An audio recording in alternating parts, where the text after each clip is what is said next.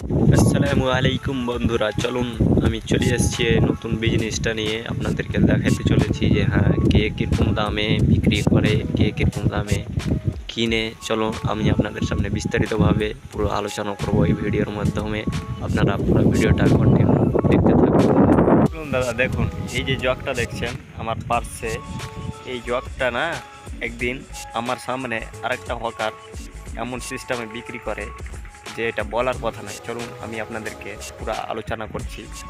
ধরুন আমি যে মাল বেচছি এক জায়গায় দাঁড়িয়ে, তো আরেকটা লোক এসছে হকার, তো হকারটা বলছে যে দাদা খাড়ো হবো কি।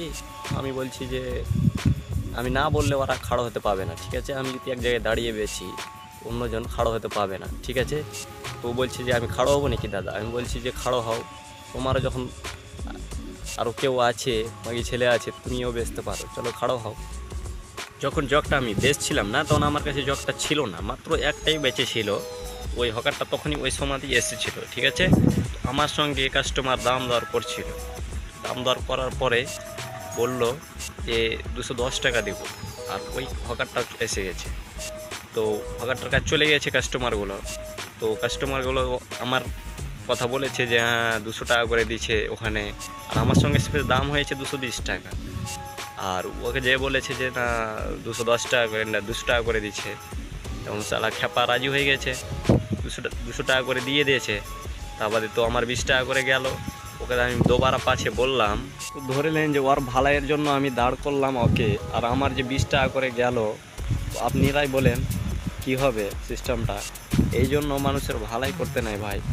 আমাকে এমন দুঃখ হয়েছে না ওই সময়, ওকে আমি পরে যে ডেকে বললাম যে এভাবে মাল বিক্রি করতে হয় না ভাই। তো দাদারা বলছিলাম কি যে আপনারা যদি জানতে চান আমি যে মালগুলো বেচছি, যে আপনি হোলসেল কোথা থেকে নিচ্ছেন, কী দামে নিচ্ছেন, কী দামে বিক্রি করছেন, আপনারা যদি জানতে চান অবশ্যই আমাকে কমেন্ট করবেন। আমি অবশ্যই বলে দেবো আপনাদেরকে যে আমি কোথায় থেকে মাল নিচ্ছি, কী দামে কোনটা কাস্টমারের কাছে বেচছি, কী দামে কোনটা কাস্টমার নিচ্ছে, কী কী দাম করে আমার সঙ্গে, আপনাদেরকে আমি সব বলে দেবো ডিটেলসে আর একটা দুসরা ভিডিওর মাধ্যমে, ঠিক আছে।